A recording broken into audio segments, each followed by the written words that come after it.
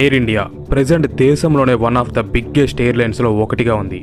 128 narrow and wide body air క్రాఫ్ట్స్తో ప్రపంచవ్యాప్తంగా 84 డెస్టినేషన్స్కు daily air India విమానాలు చక్కర్లు కొడతాయి.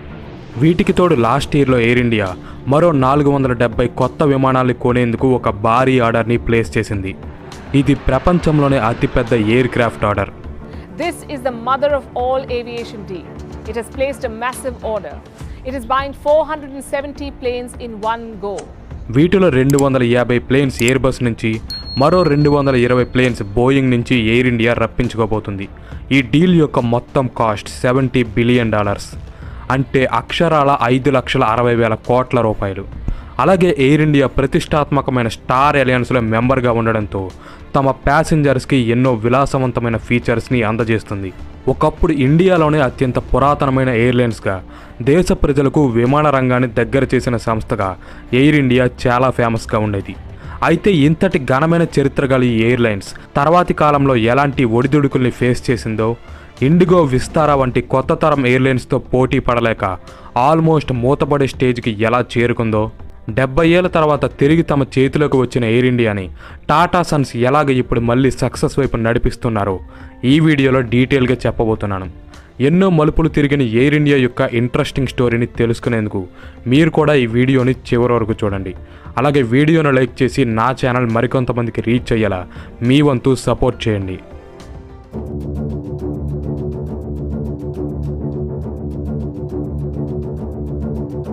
ఎయిర్ ఇండియా యొక్క జర్నీ అనేది 1932లో స్టార్ట్ అయింది.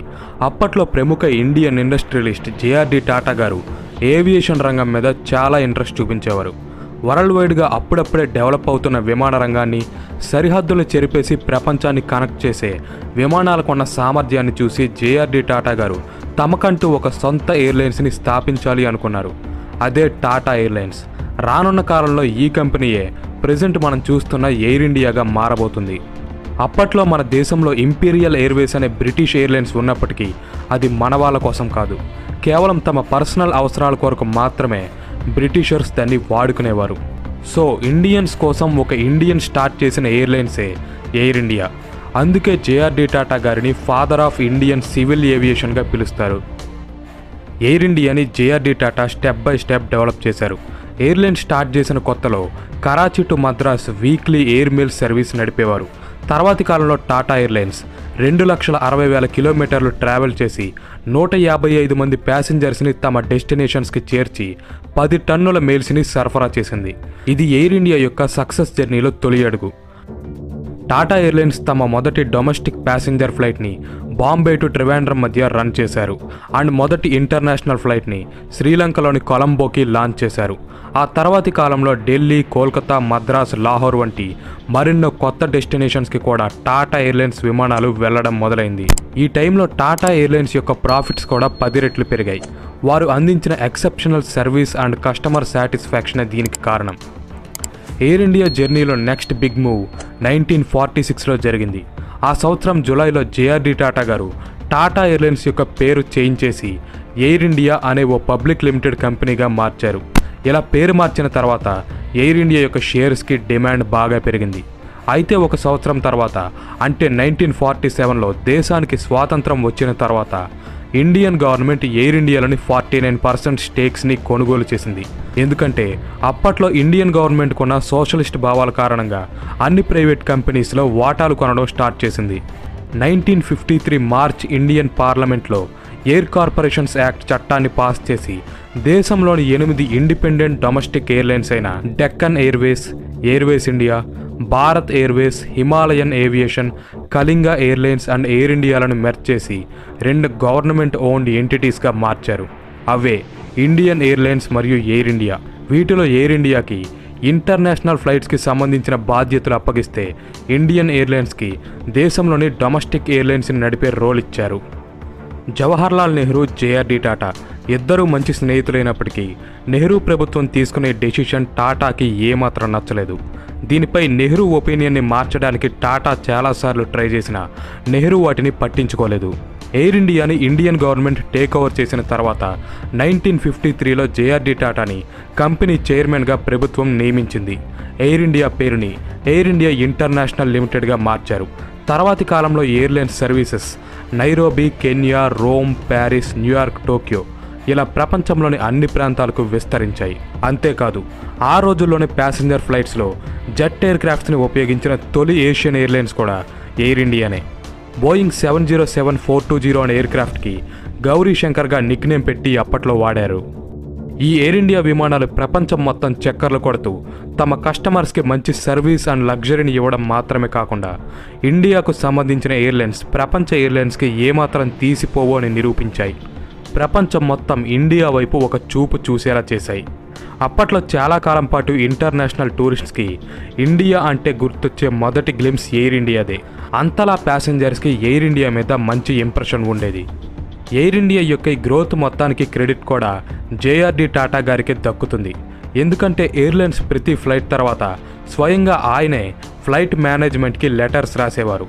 వాటిలో ఆ రోజు ఆయన చేసిన అబ్జర్వేషన్స్ని మెన్షన్ చేయడం, స్టాఫ్ పనితీరుని మెచ్చుకోవడం, అలాగే వారు ఏ వర్క్స్ని ఇంప్రూవ్ చేసుకోవాలో చెప్పేవారు.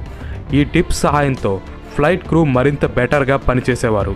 వీటితో పాటు ఎయిర్ ఇండియా మ్యాస్కాట్ సింబల్ మహారాజా కూడా ఎయిర్లైన్స్ పాపులారిటీని పెంచడంలో కీ రోల్ పోషించింది.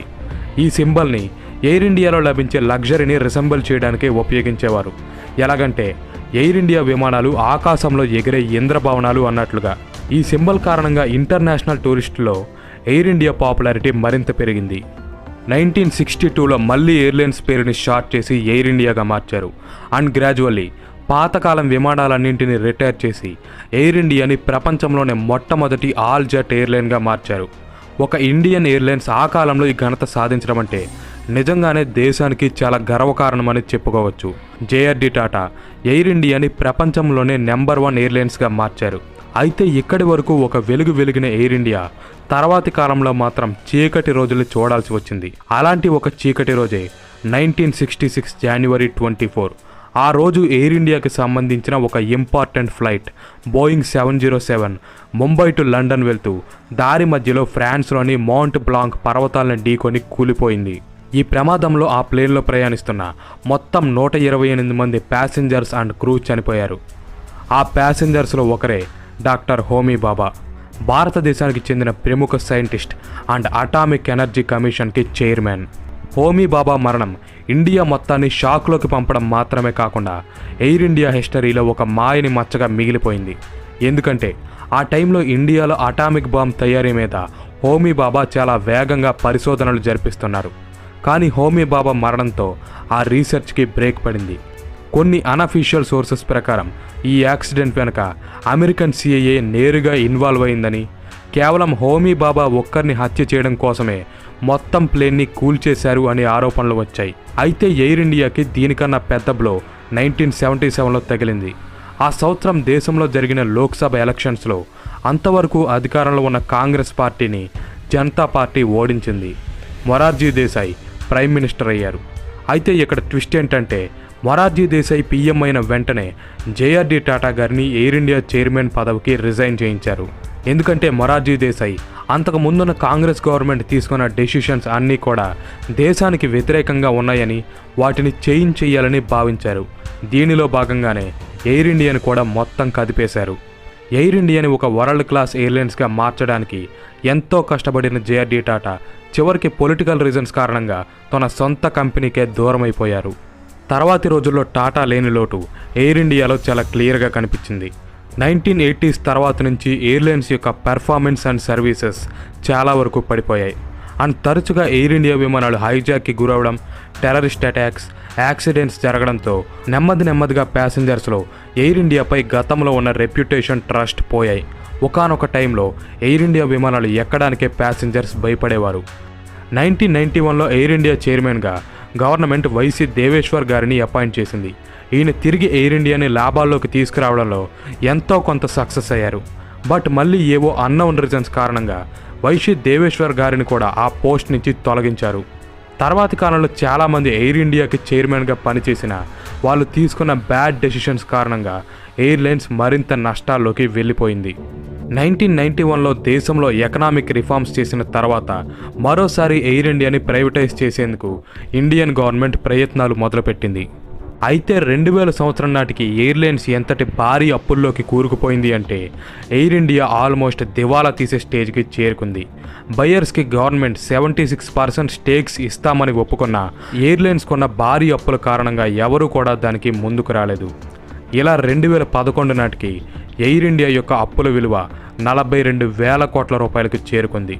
ఈ అప్పుల్ని గవర్నమెంటే తీర్చాలని ఎయిర్ ఇండియా మేనేజ్మెంట్ డిమాండ్ చేసి గవర్నమెంట్ని మరింత ప్రెషర్లోకి పెట్టడం స్టార్ట్ చేసింది. ఎందుకంటే ఎయిర్ ఇండియా ఒక ప్రభుత్వ రంగ సంస్థ కాబట్టి. 2012 మార్చిలో ఇండియన్ గవర్నమెంట్ ఎయిర్ ఇండియా అప్పుల్లో 3,200 కోట్లని మాఫీ చేసినా దీనివల్ల ఎయిర్లైన్స్కి ఏమాత్రం ఉపయోగం లేకుండా పోయింది. రోజులు గడిచే కొద్దీ ఎయిర్ ఇండియా యొక్క అప్పులు మరింత పెరిగాయి.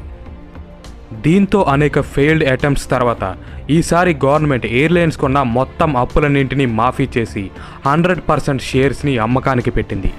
2020లో జరిగిన బిడ్డింగ్లో అజయ్ సింగ్కి చెందిన స్పైస్ జెట్ అలాగే టాటా సన్స్ పాల్గొన్నారు. అండ్ ఫైనల్లీ 2021 అక్టోబర్లో ఎయిర్ ఇండియా కంపెనీని టాటా సన్స్ 18,000 కోట్ల రూపాయలకు ఒక స్పెషల్ పర్పస్ వెహికల్ ద్వారా కొనుగోలు చేసింది. ఈ రకంగా ఎయిర్ ఇండియా 69 సంవత్సరాల తర్వాత తిరిగి టాటా గ్రూప్లో చేరింది. 2023 ప్యారిస్ ఎయిర్ షోలో ఎయిర్ ఇండియా 470 కొత్త ఎయిర్ క్రాఫ్ట్స్ని ఆర్డర్ చేసి రికార్డ్ సృష్టించింది. వీటి విలువ 5,60,000 కోట్ల రూపాయలు. నెక్స్ట్ 5 ఏళ్లలో రిమైనింగ్ ఎయిర్ క్రాఫ్ట్స్ని అప్గ్రేడ్ చేసి దేశంలోని స్మాల్ సిటీస్ని కనెక్ట్ చేసే బాధ్యత ఎయిర్ ఇండియా ఎక్స్ప్రెస్కి అలాగే పాపులర్ అండ్ ఇంటర్నేషనల్ రూట్స్ని ఎయిర్ ఇండియా మేనేజ్ చేయబోతుంది. ఈ మార్పులతో పాటు ఎయిర్లైన్స్ తమ ఫుడ్ మెనూను కూడా అప్డేట్ చేసింది. అలాగే ఎయిర్ ఇండియా గతంలో ఏ లగ్జరీ అండ్ కస్టమర్ సర్వీస్కి అయితే ఫేమస్సో ఇప్పుడు మళ్ళీ ఆ లగ్జూరియస్ ఫెసిలిటీస్నే ప్యాసింజర్స్కి కల్పిస్తున్నారు. వీటితో పాటు ఎయిర్ ఇండియా ప్రతిష్టాత్మకమైన స్టార్ అలయన్స్లో మెంబర్ కావడంతో ప్రపంచవ్యాప్తంగా 110 డెస్టినేషన్స్కు తమ సర్వీసెస్ని అందించగలదు. ఇన్ని ఎసెన్షియల్ ఫీచర్స్తో ప్రజెంట్ ఎయిర్ ఇండియా ప్రపంచంలోనే నెంబర్ 1 ఎయిర్లైన్స్గా ఎదిగింది.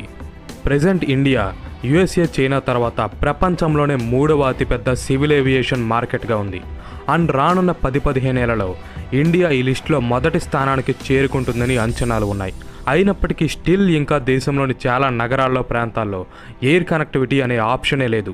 ఆయా ప్రాంతాల్లో ప్రజలకి ఎయిర్వేస్ అందుబాటులో లేవు. ఇండియాలో ఇలాంటి అన్ట్యాప్ పొటెన్షియల్ చాలా వరకు మరుగున పడిపోయి ఉంది. వాటిని ఎక్స్ప్లోర్ చేయాల్సిన అవసరం ఎంతైనా ఉంది. దీనికోసం ప్రభుత్వాలు మరిన్ని కొత్త ఎయిర్పోర్ట్స్ నిర్మించడంతో పాటు ఎయిర్లైన్స్ కంపెనీలు కూడా ఆ ప్రాంతాలకి తమ సర్వీసెస్ని ఎక్స్పాండ్ చేయాలి. ఇది ఈ వీడియో చూడడం ద్వారా మీకు ఏదైనా కొత్త విషయం తెలిసినట్టుగా అనిపిస్తే వీడియోను లైక్ చేసి ఛానల్ని సబ్స్క్రైబ్ చేసి మీ సపోర్ట్ని తెలియజేయండి. అలాగే వీడియో మీద మీ అభిప్రాయం ఏంటో కింద కామెంట్ సెక్షన్లో తెలియజేయండి. నేను కూడా తెలుసుకుంటా. Thanks for watching. జై హింద్.